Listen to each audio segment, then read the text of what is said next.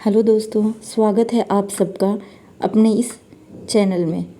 इससे पहले हम प्रेमचंद की कहानियाँ में पिछले वीडियो में बहुत सारी कहानियाँ पढ़ चुके हैं। आज हम प्रेमचंद की कहानी में एक नई कहानी पढ़ेंगे जिसका शीर्षक है पूस की रात। हल्कू ने आकर स्त्री से कहा, सहना आया है, लाओ जो रुपए रखे हैं उसे दे दो, किसी तरह गला तो छूटे। मुन्नी झाड़ू लगा रही थी, पीछे उठ फिरकर बोली, 3 ही रुपए हैं, दे दोगे तो कम्बल कहाँ से आवेगा। माघ पूस की रात हार में कैसे कटेगी। उससे कह दो फसल पर दे देंगे, अभी नहीं। हल्कू एक क्षण अनिश्चित दशा में खड़ा रहा। पूस सिर पर आ गया। कंबल के बिना हार में रात को वह किसी तरह सो नहीं सकता, मगर सहना पड़ेगा नहीं। घुड़कियाँ जमावेगा, गालियाँ देगा, बला से जाड़ों में मरेंगे, बला से सिर से टल जाएगी। यह सोचता हुआ वह अपना भारी भरकम डील लिए हुए जो उसके नाम से झूठ सिद्ध करता था, स्त्री के समीप आ गया और खुशामद करके बोला, दे दे, गला तो छूटे, कंबल के लिए कोई दूसरा उपाय सोचूंगा।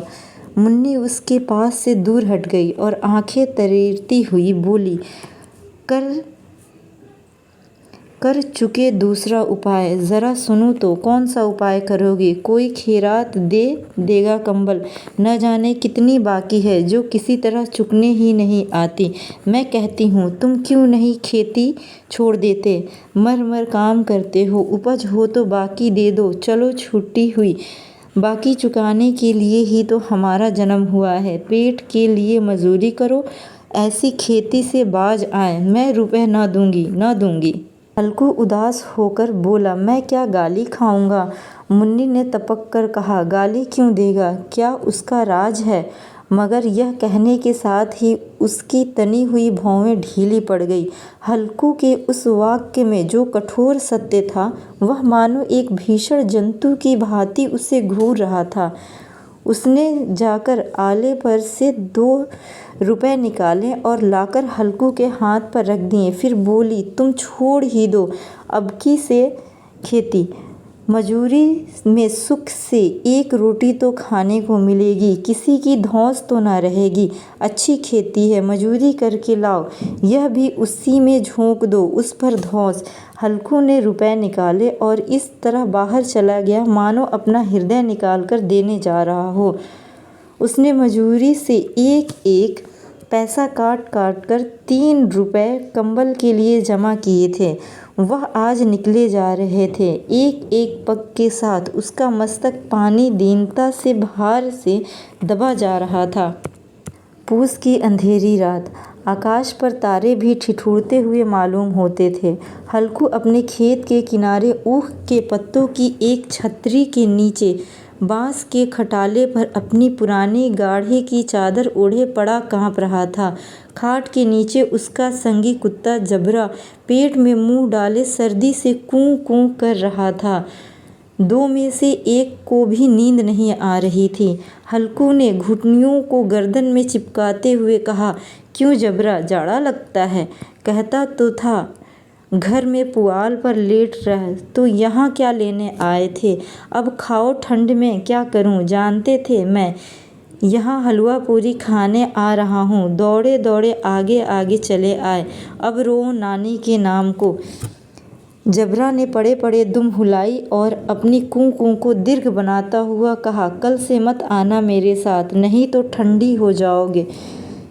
ये रांड पछुआ न जाने कहाँ से बर्फ लिए आ रही है। उठूं, फिर एक चिलम भरूं, किसी तरह रात तो कटे।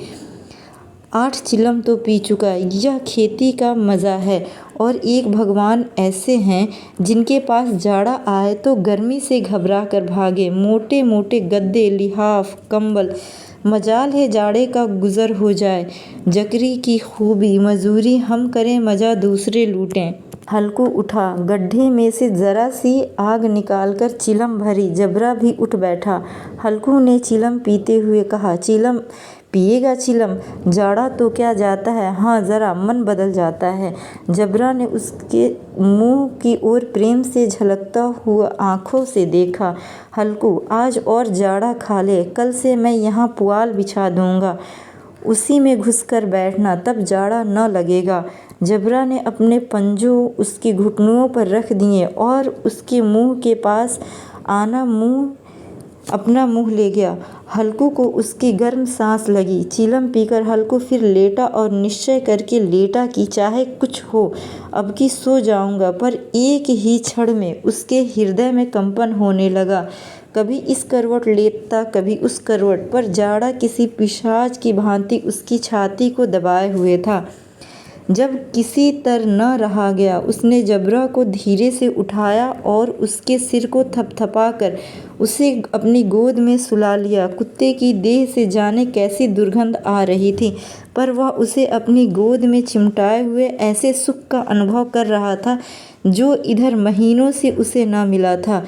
जबरा शायद यह समझ रहा था कि स्वर्ग यही है, और हल्कू की पवित्र आत्मा में तो उस कुत्ते के प्रति घृणा की गंध तक न थी। अपने किसी अभिन्न मित्र या भाई को भी वह इतनी ही तत्परता से गले लगाता। वह अपनी दीनता से आहत न था जिसने आज उसे इस दशा में पहुंचा दिया। नहीं, इस अनोखी मैत्री ने जैसे उसकी आत्मा के सब द्वार खोल दिए थे और उनका एक एक अणु प्रकाश से चमक रहा था। सहसा जबरा ने किसी जानवर की आहट पाई। इस विशेष आत्मीयता ने उसे में एक नई स्फूर्ति पैदा कर दी थी जो हवा के ठंडे झोंकों को तुच्छ समझती थी। वह झपट कर उठा और छपरी से बाहर आकर भौंकने लगा। हल्कू ने उसे कई बार चुमाकर बुलाया, पर वह उसके पास न आया। हार में चारों तरफ दौड़ दौड़ कर भौंकता रहा। एक क्षण के लिए भी आ जाता तो तुरंत ही फिर दौड़ता।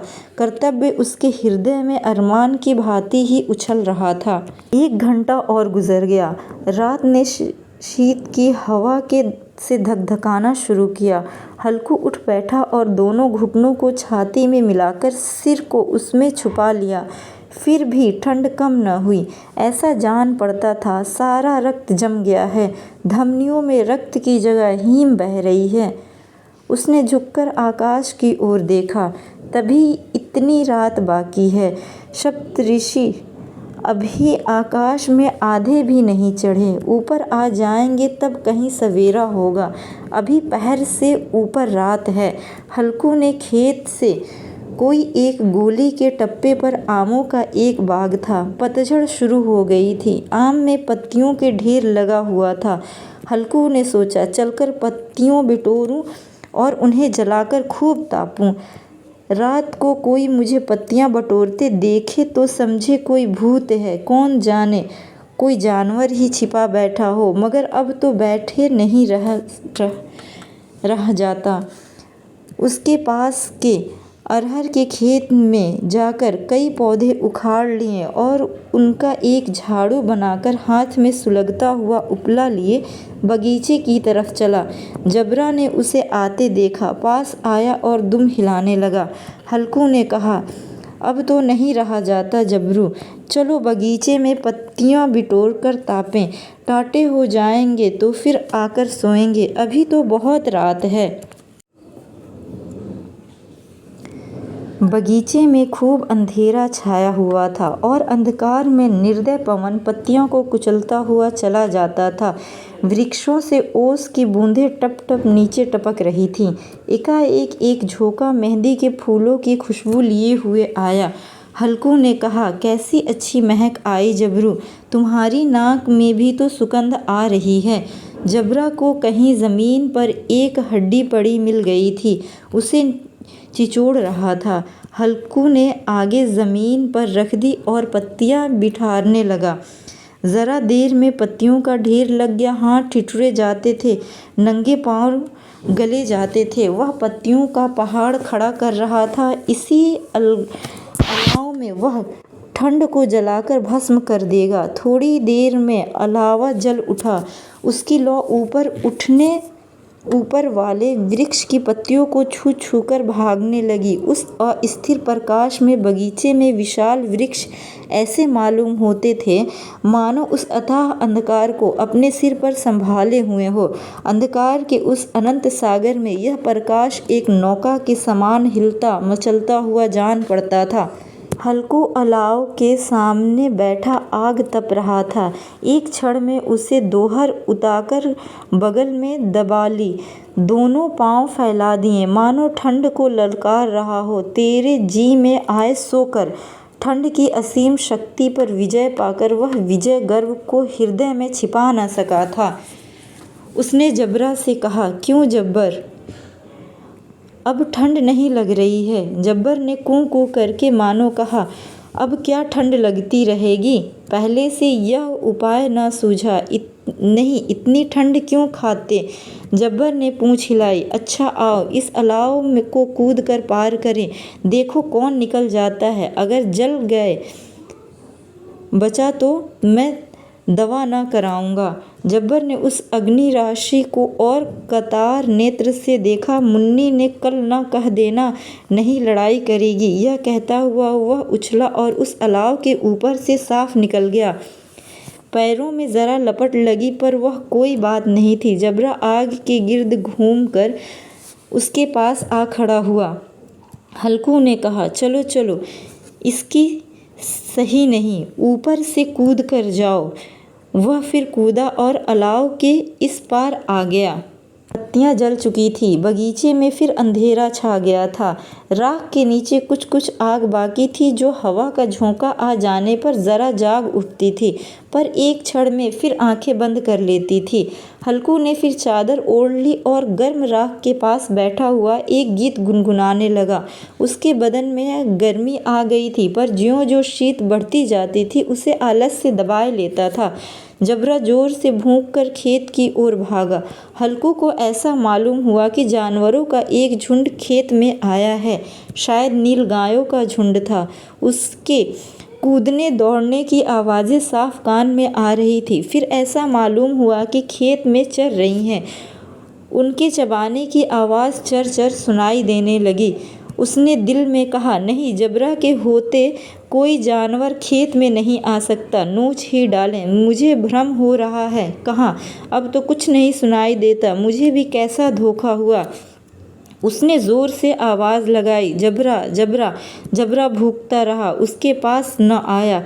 फिर खेत के चरे जाने की आहट मिली। वह अपने को धोखा न दे सका। उसे अपनी जगह से हिलना जहर लग रहा था। कैसा दंदाया हुआ बैठा था। इस जाड़े पाले में खेत में जाना, जानवरों के पीछे दौड़ना असह्य जान पड़ता।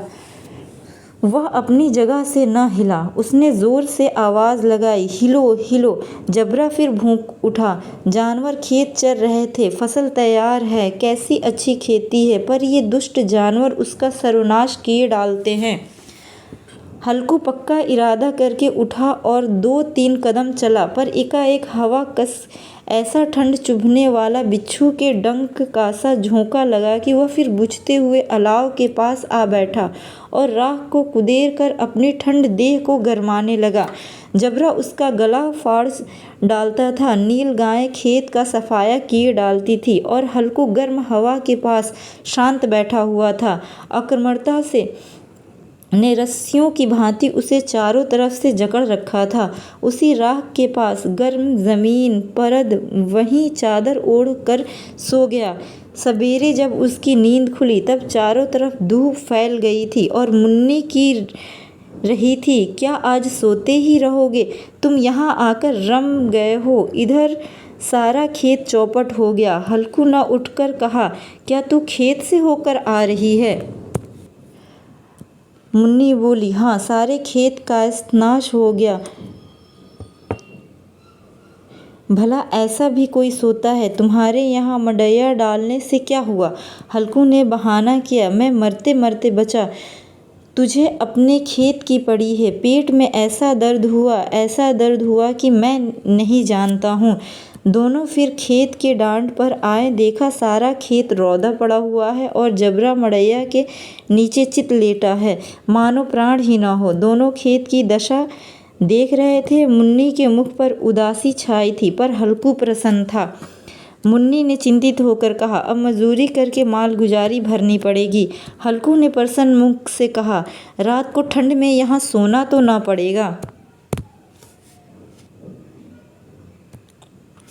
तो आपको वीडियो कैसी लगी आप मुझे कमेंट करके बताएं ज़रूर। वीडियो को लाइक करें, शेयर करें, चैनल को सब्सक्राइब करें। धन्यवाद।